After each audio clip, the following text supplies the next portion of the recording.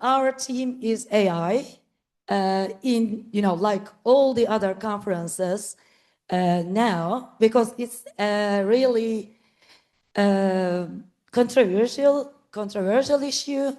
Some things it's kind of utopia, and maybe it is a dystopia. And in the center of this AI age, for the transformation of education, it seems that teachers are the center. They are in the center position. So today, in their speech, Sarah and Yo will help us to understand the role of teachers. And I'd like to introduce our first today. Sorry. Yeah, some people put on glasses. I have to, take off them to read something. Sarah Howard is a professor at the University of Leeds. The driving question of her research is, how can we help teachers best use digital technologies to support what they value in learning? A key focus of this work is experimenting with new approaches, technologies, and multimodal data to observe the classroom and explore digital technology integration with the aim of conducting research that is meaningful and useful in practice. Tondeur is a professor at the Verrier University, Brussels. Prior to academia, he was a teacher across various levels of schooling. His research interests are in the field of educational innovation, technology use, online and blended learning, and professional development. Most of his current research focuses on the interplay between digital innovations and in-service training. As a lecturer of instructional design, he is also committed to finding solutions to real problems by setting up design research. Joe and Sarah will conduct, I think, 45 minutes speech, and then during their talk or end of the talk, we will open the floor for your questions. So please join me in giving warm welcome to Yo Tondeur and Sarah Howard, please.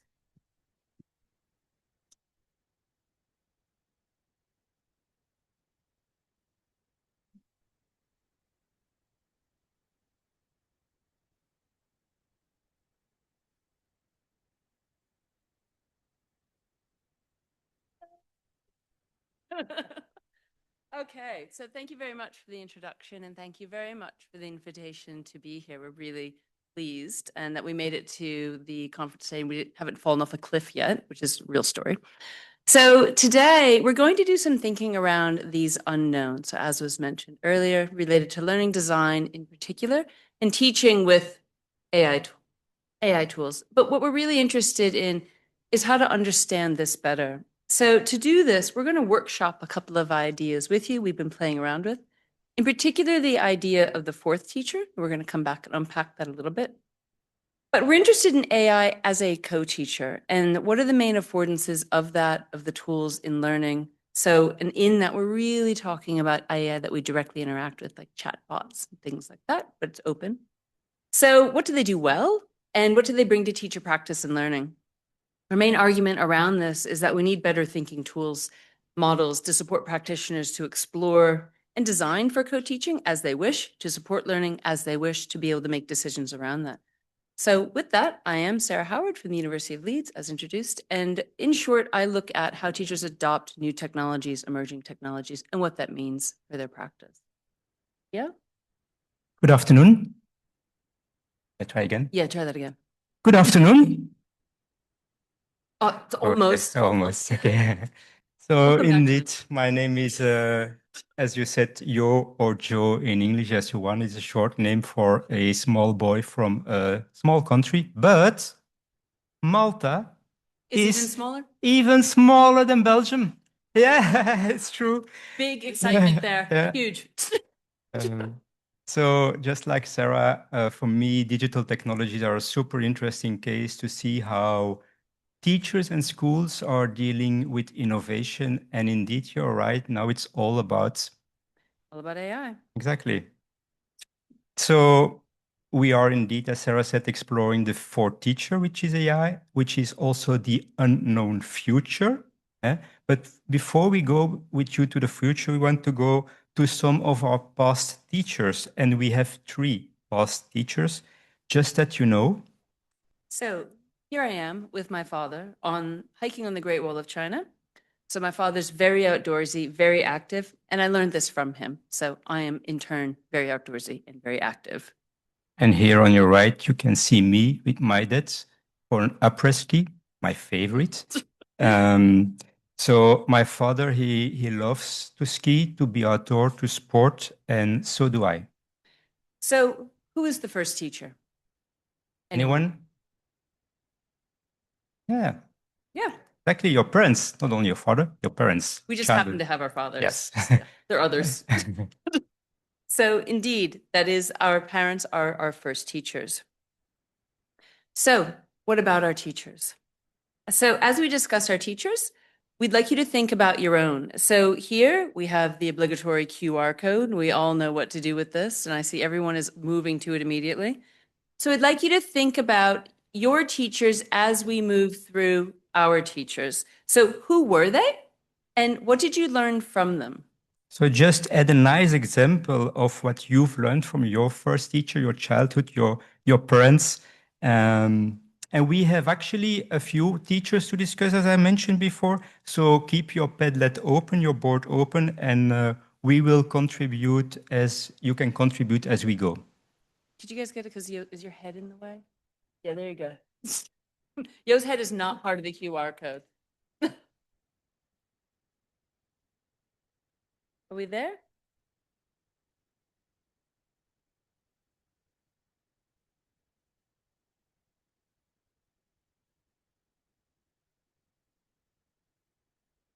Move. If you need to shift, that moving is cool. We're down with that. Also there. Also in the front here.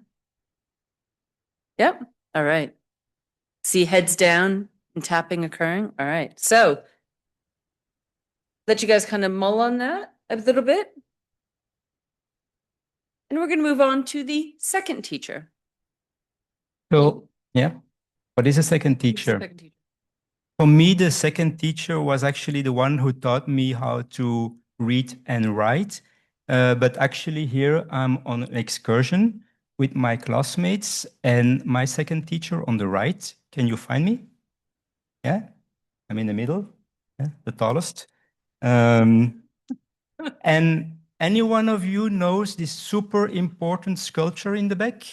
I'm in Brussels. Yes. Aha, of course. Monica Piss. Yes. Internationally, culturally important. Yeah, exactly. And if you want to embrace the unknown, it's also important to find out why he became so important. So, but that's something for later. So, and actually, my first teacher taught me how to read and write. But here I am, ready on my first day of school of first grade to meet my second teacher, who I was very excited taught me maths, started to teach me math, and I love math. Yeah, and the funny thing is actually that my first teacher, maybe you noticed, was actually also my second teacher. The right. Yes, you noticed. Very good. So, who were your second teachers? And again, feel free to add them to your Padlet, your favorite second teacher, what you learned from your second teacher, the actual teacher, while we move on with the third teacher. And the third teacher is anyone? Third teacher? With Laura?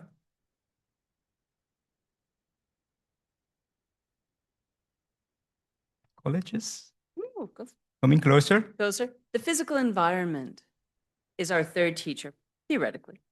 So here's my school in New Hampshire in the US, only 5,540 kilometers away from where you went to school, Yo. Exactly. So on the right, you can see the picture from my secondary school, which was close to Brussels. Nothing super interesting, to be honest, apart maybe from the fact that there are a lot of sport fields. So it was nice for me because I like sport. But for the rest, even looking at the pictures of the buildings from both continents, you almost see no difference. And they were also roughly the same inside, I can promise. We talked about it, like the boards in front, desks, like and chairs in rows, like we have here actually. Often like something, how do you see that? Like a step, and which was easy for me in the front. And we know, of course, that it is maybe different now with flexible learning environment, especially in the Netherlands, I see that. But at the same time, we argue that this is still pretty dominant kind of configuration. So while the physical building is an actor in learning, we don't often think about the whole environment that our students are learning in. Yeah, and most of the research about learning environments are about physical learning environments done by often historians. And for instance, in some of our studies, we did an empirical study. We looked specifically at the positioning, the configuration of the tables in a classroom. And we found out that this material world actually had quite a bit of impact on teaching and learning practices. But often we're not aware of the power of the third teacher on our practices. So before we go further, how do you think about the third teacher? How is it influencing your practice? Can you maybe also share a nice example with us? And again, we're happy for you to share it with us on the Padlet. So have a think just for a moment. What is a third teacher that comes to your mind? Something in the physical environment in your school, and your schooling as a child, maybe as a practitioner, that has impacted or influenced your teaching or your learning? I know it's siesta time, but You can also stand up and do it. We could talk about the chairs that you're currently sitting in also. We could talk about, yeah. So, who are your teachers?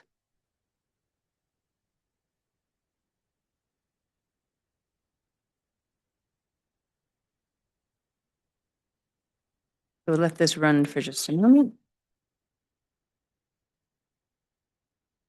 I'm already thinking about a fourth teacher. Roll around you. Oh, yeah, they're going to it. Third teacher, your children. Malta, love and passion. So let's go to the first teacher. So your father, uncle, your mother, background, sound of life, cycling. Cycling is a good one. So these are all, as we're children, we grow in our environment. We move to our second teacher, actual people, literal physical people. Mathematics, love for math, multiplication tables, no toilet during classes. That was an important lesson. No toilet. Learning to sit still is a huge component of schooling. Primary function of teacher. Passion about this job, patience. That you're clumsy. I also learned that. And then for the third teacher, the workplace, good focus, outdoor, being outside as well. Yes. Woods. Yep. Breda. Yeah? Yep. School. Norway. That's exactly the environment. Get that up. That'll love up. Yeah. Brothers and your sisters. I would definitely agree that they are part of the background. My sister is an object. That's I was the interesting older sister. to see your brother and your sister as the learning environment. Yeah. Yep. Yeah, definitely. The city, absolutely. Aha. The digital world. This is what and we're going to come back to the fourth teacher in a little bit. So the digital world. Thank you very much for bringing it up. So when we talk, so when we talk about the third teacher, this is what we're starting to think about. Yep. So really, what do we actually know about the third teacher? Let's say the physical learning environment. And this is a relatively unknown space, I think. So in our work, we're exploring the idea of this digital world, these digital spaces, as how they come together with our physical environment. So how they create the whole learning environment. So we're not necessarily talking about purposeful blended learning and someone looking to do a blended learning lesson or using that kind of design. We use we're not. I hate blended learning, honestly. So the idea of thinking about how we operate in our learning environments, the digital tools and the digital spaces that we work through seamlessly, that we ask students to work in as part of our face-to-face teaching, such as learning management systems, collaborative online documents, different learning platforms, as well as agents that students may be interacting with and within these spaces individually and with groups. These create our learning environment. But let's unpack this. So here's a picture from last year, from April 2024 in Hasselt. So maybe some of you were with us. We were on a school visit. So in this particular school, the students can negotiate with teachers how they learn, where they learn. So it's a very collaborative process between them. And this is me interacting with a QR code that exists inside of this little kind of hutch. And it takes me to a digital space. Very serious. It's very serious. I was really concentrating. It's me without my glasses on. So when students, and in this, students can engage in alternate tasks, right? They reflect on their learning. These kinds of designed interactions and digital spaces are embedded all the time in our face-to-face learning. They create, again, the whole environment. We don't necessarily think about the impact of those digital spaces or how they really integrate with the physical environment. But we want to think about that combination, how it operates as a whole and how we actually design for it. But it's still a struggle for a lot of us. So to answer the question, what did we do? We've created a model. Conceptual model, of course, because you all love conceptual models, no? No? Yeah, of course. Who doesn't want another conceptual model? Exactly. So it's really good though. We have one about integrated learning spaces, so how we integrate digital and physical spaces. And that was part of the Edu Summit. And maybe it's interesting to say something about the Edu Summit. Let's say something about Edu Summit. It's quite an interesting project because it's a global UNESCO community of practitioners, researchers, policymakers, some people from industry sometimes.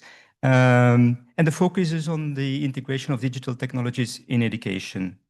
So 3 years ago, Yo and I led a thematic work group that actually explored the interplay between your physical and digital spaces as they played out in a learning environment. Yeah, so and the aim was, as I said, to come up with a model to actually guide you about how to integrate the digital and the physical space. And to do that, we explored, of course, the state of the art of the research field to synthesize the relevant literature, the empirical studies, interesting cases from all over the world because it was after COVID, and different practices and experiences during the GOT. You all know what the GOT is?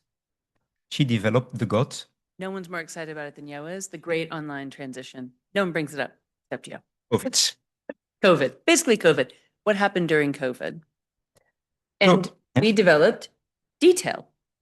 Et voilà. Voila. The designing, teaching and learning environment model. The detail model can actually act as a guide to navigate the main components of integrated learning environments, how digital and physical spaces can go together. And at the moment, we are thinking about how Gen AI tools in teaching and learning can be added to this model, integrated in this model. So here we're theorizing that Gen AI tools, and again, we're really talking about we've had AI for a long time, but we're really talking about the AI that we're interacting with. So primarily agents, chatbots, things like that. That's really kind of blowing everyone's mind. And so we're thinking about, when we look at this model, and Yo's going to unpack this in a moment, digital spaces are technologies, that these tools, these new AI tools actually sit in a different position from our traditional technologies because of the nature of interaction that individuals can have with them. So there's interesting potential there for teaching and learning. Is it a digital technology? Is it a digital space? Is it a teacher? Is it a different kind of teacher? But before we kind of wander further down that garden path, let's have a look at a learning environment so we can make it a little more concrete. Yeah, so let's make it concrete and we're going to talk you through the model with an example from the Netherlands. Who's from the Netherlands here? Just raise your hand. Yeah, we made a good decision. Yeah. You will feel familiar. You're right at home. Yeah. So maybe you know the project Agora Underground. It's a real case. And what you see here is actually their online learning environment. And each of the avatars you can see on the screen is an actual student between 14 and 18 years old. And this student doesn't want to go to school anymore. That can happen. Yeah. And let's link it to our model in the next slide. And we start with context because we found it quite interesting context. As I said, we're dealing with home sitters, and the project is officially sponsored by the Dutch government. And the organization, when we go to organization, which is actually the grammar of schooling. I don't know if you know the concept grammar of schooling. It's actually the timetables, the classrooms, behavioral management, subject areas, etc. But in this case, each student has a personal mentor and a personal schedule, including the online meetings and the personal home visits, yeah, which is quite different. What about the learning design? This is, we think, a great example of personalized learning. They all have their own trajectory, but at the same time, they want these students to also collaborate with their peers, and therefore they're using the digital space, kind of cyber school, they call it. And as I said, the physical space here is not a school, but their home. And they use different type of technologies actually to learn, but to collaborate, they use the video conferencing tool. So using models such as this, we can then speculate how to change it or adapt the learning environment. This gives us a way to lay it out, and then we can begin to explore maybe what we don't know or what we would like to be possible. So what about AI actually? Would it be an option, Sarah, to use AI agents to support this particular design? Good question, Yo. Indeed, it would be. Mhm. So theoretically, Gen AI tools such as avatars or pedagogical agents can afford interactions that we can bring into a learning environment. So given the context and the organization of this particular example, we can argue that something such as an AI chatbot or personal assistant would be quite useful here, where teachers or peers are not available or students possibly don't actually want to speak to a person or they don't wish to interact with a person. With school leavers, it's quite probable. We know from the research also that students feel that AI does not judge them. So this is quite interesting, that they are more likely to ask questions of the AI chatbot if they're not comfortable in a social situation, which is a known problem in a classroom or in a group. So in this instance, this might be a useful addition, a useful kind of tool to bring into this space. But what is the role of that bot or of that chat space in the learning environment? So again, in this model, we haven't visualized students or teachers, and many times in models of learning design, we actually haven't. And it's an area that we're considering for development about this. But again, try to understand what is an AI tool such as that doing in this space. So with that, this is where we're proposing the idea, with the right design, that it can act as a fourth teacher. But what is a fourth teacher? So what is a fourth teacher? We get to the point. So it's argued that generative AI tools that emerge as a fourth teacher, they contribute to teaching and learning processes that extend beyond the traditional second teacher, your teachers, and the third teacher role, which is our physical environment. We also argue your digital environment as it has previously existed. So using Sarah's logic, we think that actually artificial intelligence can serve as a co-teacher, such as digital agents supporting your work as a teacher, acting as a kind of intelligent choreographer. It's a difficult word for me, choreographer, drawing resources together, and supporting teachers to make design decisions. What do you think? Is that possible? Can they do that for you? Or AI can also provide student support, similar to a tutor or even a teacher through, for instance, designed questioning that a student can take at their own level, their own pace, and even their own direction. An example of this is a Socratic tutor. Not sure if you're familiar with Socratic tutors, but we will return to this a bit later. So we argue that this would, in fact, change the learning environment. So this isn't a model, just a proposed visualization to make it clear. Not an additional model. Pictures. Not a model, just a visualization, just to help us out, just a prop. So in this, we can see how interactions among teachers and students happen without an agent. So on your right, you have your teacher interacting with each student, students interact with each other. In the second figure, theorizing if a chatbot, and so it is not necessarily necessary for it to be right in the center. It's not really the design we'd want to propose. However, for ease of visualization and for comparison, here it is. And that the teacher may interact with the chatbot in terms of designing work for the teacher. Then they may also, or the teacher should interact directly with students, but the chatbot will also interact with students. Students also interact with each other. But what's interesting about this is that this, again, provides many opportunities where teachers are not able to interact or where other kinds of interaction may be helpful. Also in this, in affordance of these kinds of agents and tools, is that data about those interactions can be captured and feed back into learning design. There are some interesting opportunities in that. So, but with that, the interactions that are actually happening are what we're interested in. So what does this mean for that agent, that chatbot, actually acting as a fourth teacher? So let's think about the fourth teacher for a moment. We'd like you to think about it for a moment. So we've talked a little bit about it.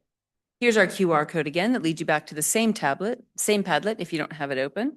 So go to the QR code and underneath the fourth teacher label, what do you think is the fourth teacher? So what is it and what is it doing? Is this possible? Also beware the Padlet can get a bit busy at this point in the journey, but you can forward through it if you're keen.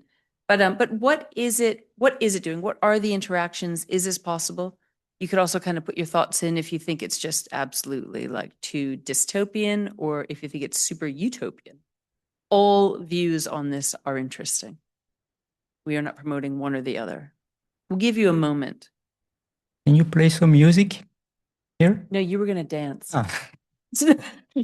I wanted you to do a dramatic interpretation of the visualization of the chatbot in the center. Who would like to see that? Yes? No one. All right, so we'll let you have a think about that. And we'll foray on. Go back to this one. We did not need to move. So we were actually also quite interested to think about what are these chatbots actually doing? What are these AI agents, Gen AI, what is it actually doing in teaching learning? What are the interactions? So that was our second unknown. Yeah, indeed. And to really understand actually the advantages of this fourth teacher of AI, it was, I think, necessary to look into the literature. What do we know about the empirical evidence? What are the opportunities to design a learning environment with AI? And maybe you know, but I'm a fan of synthesizing the literature to do systematic reviews. You are I am not. Not. And but we've conducted it together, and we synthesized qualitative evidence to tackle this question. So maybe your question is why looking at qualitative evidence, qualitative papers? Anyone? No? Well, we were actually interested in teachers' experience, students' experiences, their perceptions, and that's, I think, easier to capture via qualitative evidence. And so we aggregated and synthesized the evidence of 40 A1 publications from the Web of Science without using AI. We'll not do that again. No, next time we'll work together with the fourth teacher, I think. We will work with the fourth teacher. Yes. So let's present the results. We identified 5 synthesized findings, which is kind of recommendations for practitioners, policymakers, researchers from that qualitative evidence. And we, of course, created altogether. Yes. That is They're still awake. absolutely right. They're still awake. They're still with us. Yes. So the AI model for education, the AIM model here, as you can see, depicts the 5 aggregated findings as a conceptual model. And the aim of the model is to provide, again, a way of thinking about, but this time, the opportunities of AI in learning and teaching, together with the conditions that are needed to take advantage of the opportunities. And as you can see, the model is structured in concentric circles. And first, and in the center of the model, you see aimed, which is, as I said, the abbreviation of the model, but it's also important to determine what is your educational aim. What is the goal?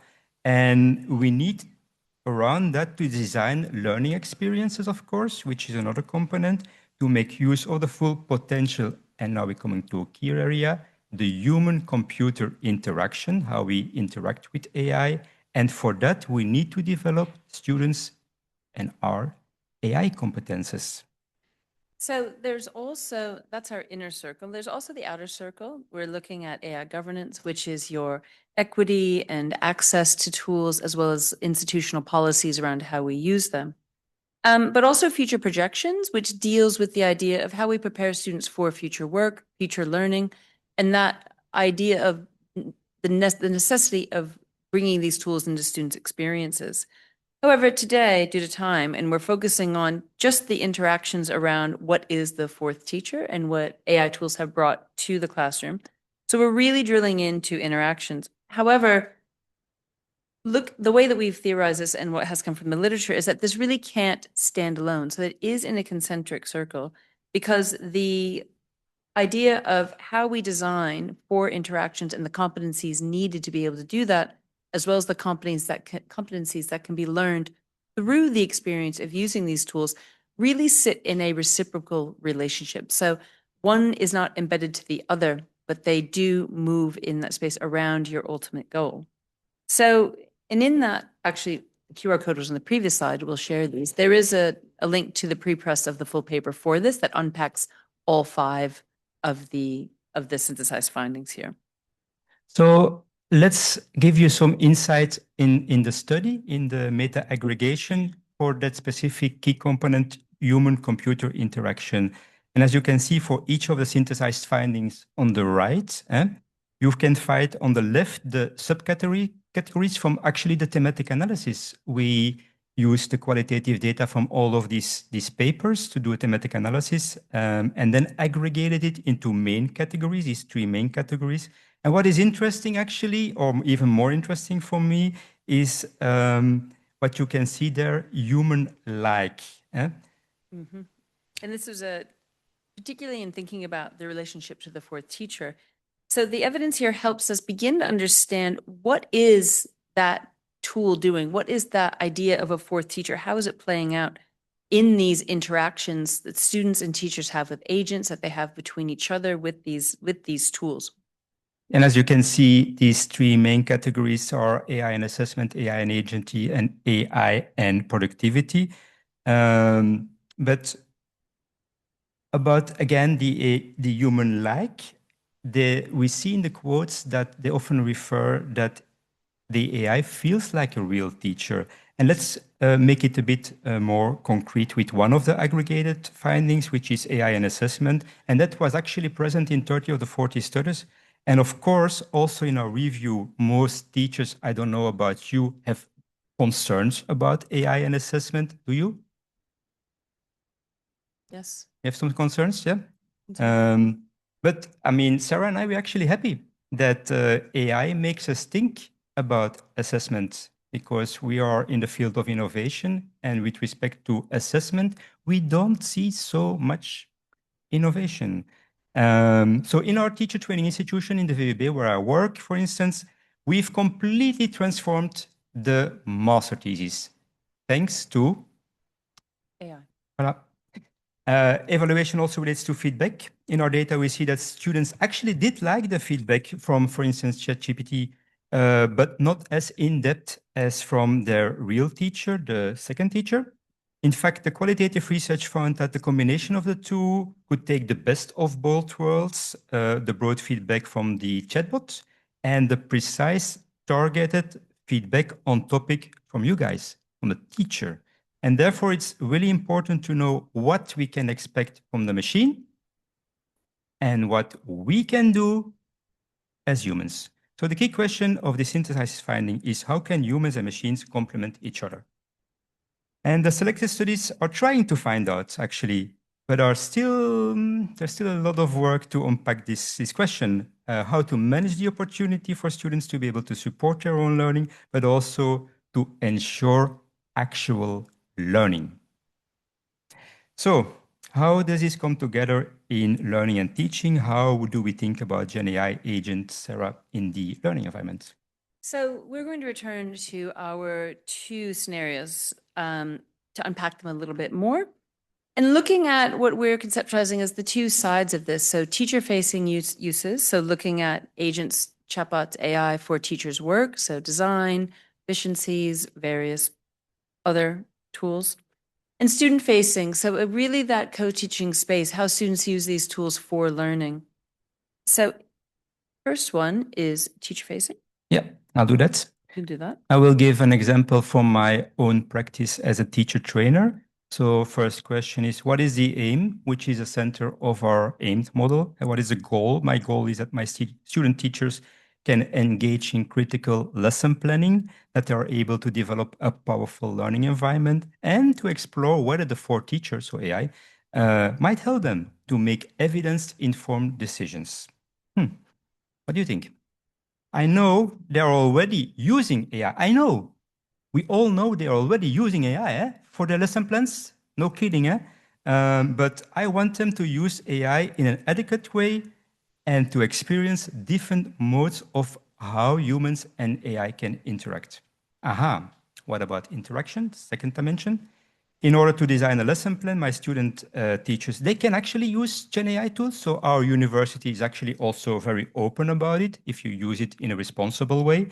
I don't know about your universities or university colleges, but they're quite open about it. So my students can do that. Or specific pedagogical agents to develop lesson plans. And we all know that Gen AI tools can actually generate lesson plans based on some prompts. But what about the quality? Haha, I see some nonverbal expressions. And also pedagogical agents are specific tools, can provide scaffolds and input to help my students develop a lesson plan. But again, are they providing the right scaffolds and inputs? Indeed, you are very right. They need specific AI competences. We move to the next dimension of our model. They've used it this AI agent in a very critical way. They have to use it in a very critical way. Even though I am an edtech researcher, I want them to use it in a very critical way. For example, where is the evidence behind the AI input? Where is it? What kind of evidence is the AI tool providing? So they need to have a good understanding of an AI agent ability to develop a lesson plan. And they also need experiences of the potential, but also the limitations. And my responsibility as a teacher trainer is to provide experiences they can develop these AI competences. Exactly. Design, the next component from our model. I have to design for experiences. The design I use is very similar to lesson plan study. I think you all know the idea of lesson plan study with real colleagues, real second teachers. As you can. So let me explain what I did in this concrete example. First, I provided some seminars, of course, about how to develop a lesson plan, how to do that in a good way, step by step. And then they had to design a lesson plan for micro teaching without using AI. And then they have to compare that same topic with the lesson plan I created with the help of ChatGPT. The next thing they had to do is to critically analyze and compare the lesson plan with some concrete criteria, the one I developed with the help of AI. For instance, how does it relate to research evidence? Their personal beliefs, also important, about what is good education. Yeah. Also, their experience during their internships. Yeah. And finally, we discussed the advantages and disadvantages of using AI in group. Yeah? We had a reflection about it. And overall, my students found that AI isn't helpful with respect providing in-depth learning content or using the right references, which they have to do. And to link the lesson plan to their specific context, which is Brussels. Yeah? The AI tool doesn't always know this context very well, but they found it really helpful for inspiration and also to structure their lesson. So that was the advantage. Finally, we explored how AI can be better used, and we explored that together. And the main question of this activity was, can AI play a role as a fourth teacher or co-teacher? So in that, looking at how the teacher design side of it on that side of the coin, but then when you're designing for students, geez. So thinking about how we as teachers can embed student-facing agents in learning, how do we co-teach? And this is a big question. So it's one thing to support our work, but then how do we bring it into the actual learning environment in an interesting way? So again, using the model, using the dimensions of the model, we can unpack how one might go exploring this process.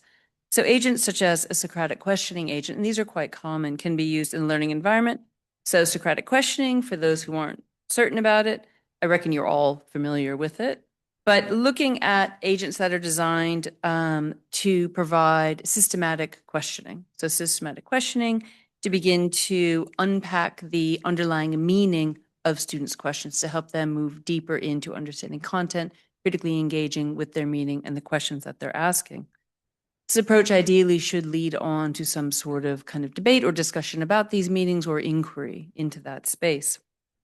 So really what we're looking at is using this interaction, this tool that has this kind of interaction to foster deeper engagement with learning content, also ideally to stimulate higher order thinking, right? So the interactions that an agent can be designed, and again, many are designed for the specific kind of interaction. But in this interaction, we're thinking about the questioning and answering that goes through. And it doesn't have to be an agent. We do this as teachers all the time. Students do it with students. So in that, we have to consider why that particular form of questioning is necessary through an agent. So in that, before we get to that, what do we need to know to be able to use this tool, to have students engage in that? They have to have an understanding of chatbots. They have to understand how to prompt appropriately. They need to also understand that the agent is designed to do a certain thing. There's a certain amount of preparation that goes on with this. It needs to know that it may or may not be reliable, that we can frame questions to make them more reliable and to get better answers from it.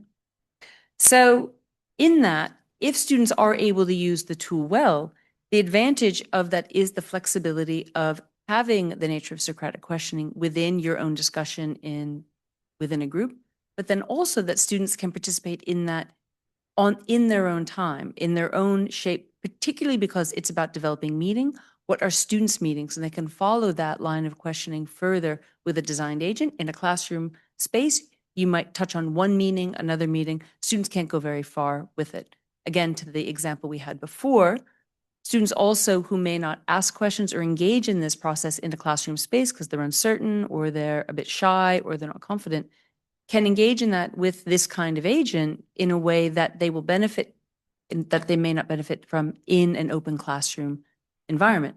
That's, again, how those advantages or the limitations of it, that it is also fallible, is in the learning design of how we set that up. So if you're thinking about using this in a higher ed sector, you may have a lecture on whatever the content is, whatever you're studying.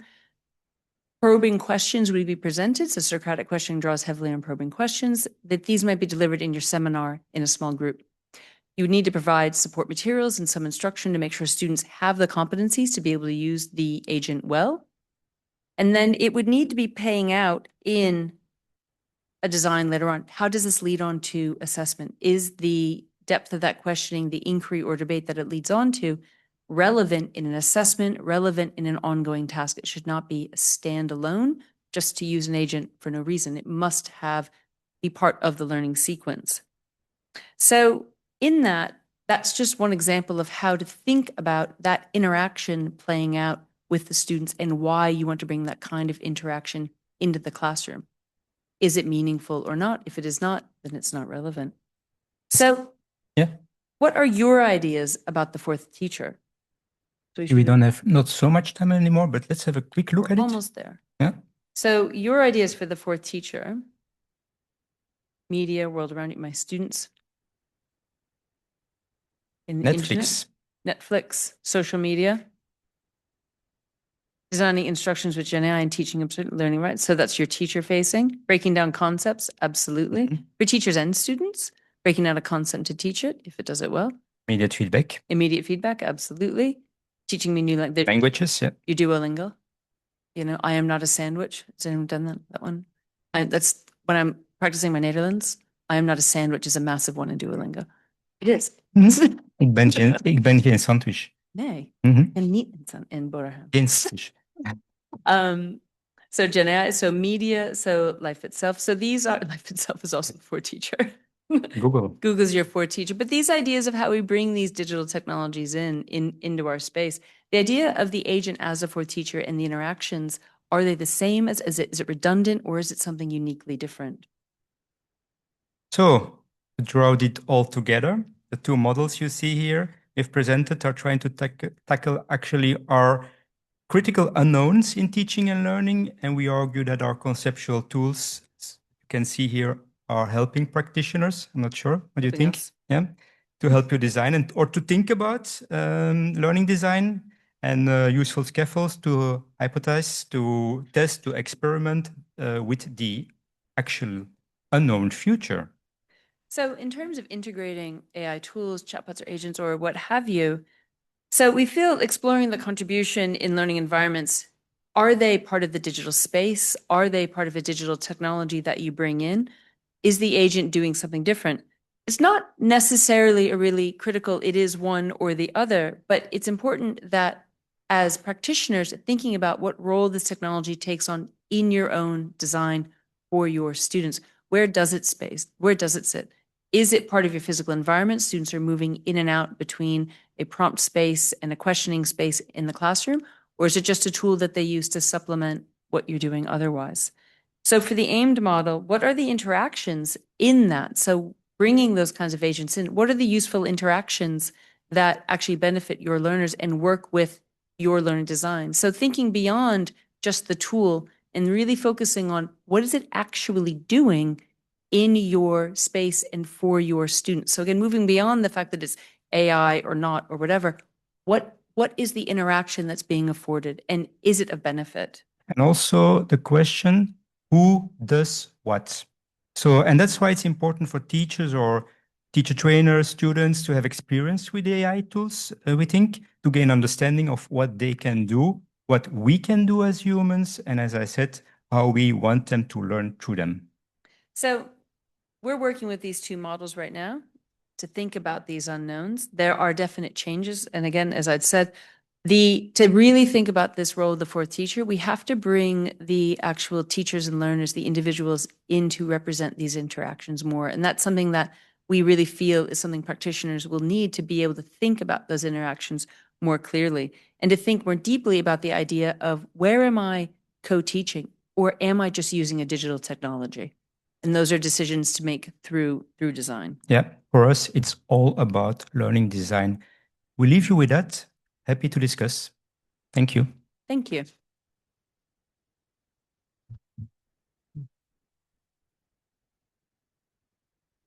Thank you so much. Would you like to ask the questions yourself, or I may direct, Have at it.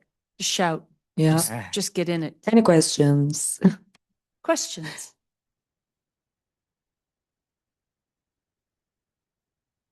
All very clear. First of all, again, we thank you for the models because we should navigate in the age of AI in education field. And as you know, as I said before, it's a controversial issue and there's a problem of agency, of course.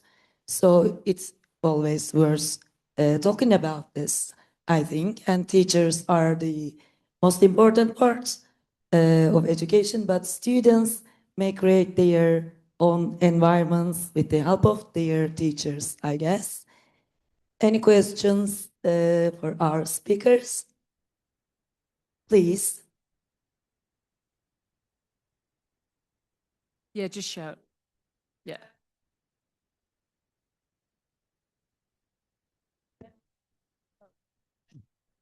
How can we make sure that teachers actually use AI and not only the teachers who are maybe now interested in it and a very big group of teachers stays behind and won't integrate AI?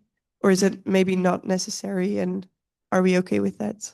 It's actually a very good question, and we didn't dig into that question because we only discussed the inner circle of the AIM model. When you looked at the outer circle, there was AI governance, and that's the responsibility of leadership, the school level, to make sure that everyone in your team or not, as you decide as a team, is involved in our teacher training institution, for instance, everyone has to follow a training to at least know what AI is, what Gen AI is, what the difference is, to explore different tools and so on. But that is our policy. So it's a good question because we were not able to, within our time frame, talk about the importance of school policies or the policies of your teacher training institution.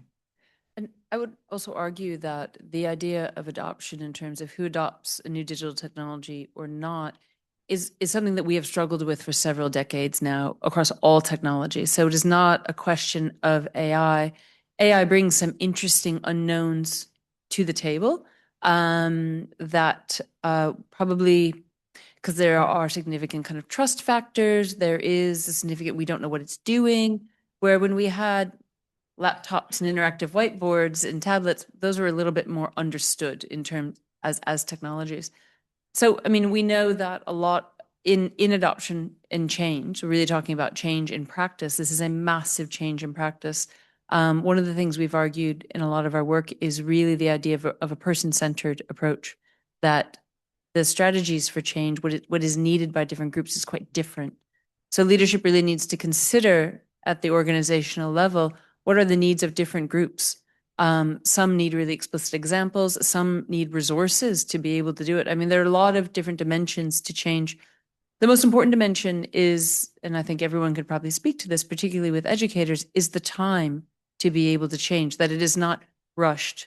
So the time to be able to understand the technology, to have experiences, to play with it and to learn and to create a culture of experimentation in an organization that says, give it a go, like without bringing down strict regulations. You can have some expectations, but the use of tools will be different for everyone. And that change, you guys know it as well as I do, will take 3 to 5 years at an absolute minimum. And to add to that, we all followed the training 1 year ago, and now, 1 year later, change. So this is also an interesting thing related to your question. Everything is changing so fast. Yeah. How do we deal with it? And to Sarah's point, I think it's very important to have like a culture of change in your institution.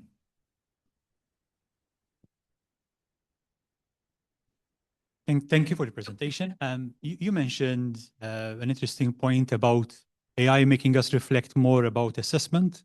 And you mentioned the change you did on the master's dissertation. I'd like to hear a bit more about that. Yeah, that's an interesting illustration of what I just said, because before we all had the idea, I don't know if you have the idea, a master thesis is like a written essay, right? And then we looked at the learning goals. There was nothing about a written essay in the learning goals. You had to follow an empirical circle. You had to do research, practitioner research in our case. Nothing about an essay. So then we realized, actually, this shouldn't be maybe an output of our master thesis. So now we have like a conference where they present their research, just like we do now, where we invite practitioners, the teachers where they did the research. But actually, the funny thing is now AI can also help them with their presentations, I mean, maybe it's not a problem, but it made us think about what are the learning goals? What are we actually assessing? How are we assessing it? It made us think about it. And now it's something completely different. It's a conference instead of a written essay. So we did quite a bit of work on this in Australia at the national level of looking at creating guidelines for reconsidering assessment in the age of AI. I think that was actually the title of it. And one of the most important dimensions that came out of that is that it is not simply the assessment, it is actually a systemic consideration of how you build towards assessment to create, to again, consider what you are assessing, but looking more at summative end products, but the formative path that leads up to it to demonstrate the learning process. This was one of our biggest recommendations. But in that, I mean, ideally, something is at the level of being programmatic in that space, but programmatic is quite complicated and a little bit resource heavy if you want to do programmatic assessment like they do it in Yo's group, which is nuts. But it is. But in that, it is something to be considered at the organizational level, at least at the program level or at a group level, of how we assess well and what are we assessing, rather than in the single instance, but that process, in an effort to move beyond what can be done by an AI tool and looking at what our students as humans can actually do well. And that's something that involves a lot of rethinking at an institutional level and really at a disciplinary level as well. And you guys, again, know this as well as we do, that there's been a lot of reconsideration, I mean, in the kind of argument of, well, what is the knowledge that we're teaching now? What are we doing now? And that has to be taken into consideration. And that is very much a discipline question. At the same time, we've known for a very long time that our assessments have not been doing the job. AI has made us wake up a little bit more about that, and at least there's a conversation about it. So AI didn't actually cause the weakness in our assessments. The assessments were already weak. We just now have tools that have really blown the doors off that. So it's an opportunity really to reconsider how we assess and what we're assessing with our students. We can have one more question with kind of short answer, maybe. It's not even For the possible. Not possible. Not possible. I Get mean, a long yeah, answer. Buckle in. Where? Yeah. If we are sure that we don't have any questions, I'm sure you can see Yo and Sarah downstairs, and they can get their questions. But we would like to present gifts Gifts. to show our appreciation. And of course, food. Always appreciated. Yes, I like that. Okay, thank you so much again. Hey, Belgian chocolate. Surprise. This one was for Bruce. And the other one also, again from Belgium, I guess, but, Thank you. Thank you so much for joining us, and thank you so much for that inspiring talk, because we will, be thinking about it, Wait. I think, for a long time. Before everyone moves out, can we get a picture? We'd like to get a selfie, backwards Yeah. photo record of this. I love a backwards selfie. Everyone just hang out for just a moment. They can stand, huh? You can stand also. Get yourselves That- ready. Now a crazy one, a crazy one. Can you be crazy? Okay. Hands in the. Thank you.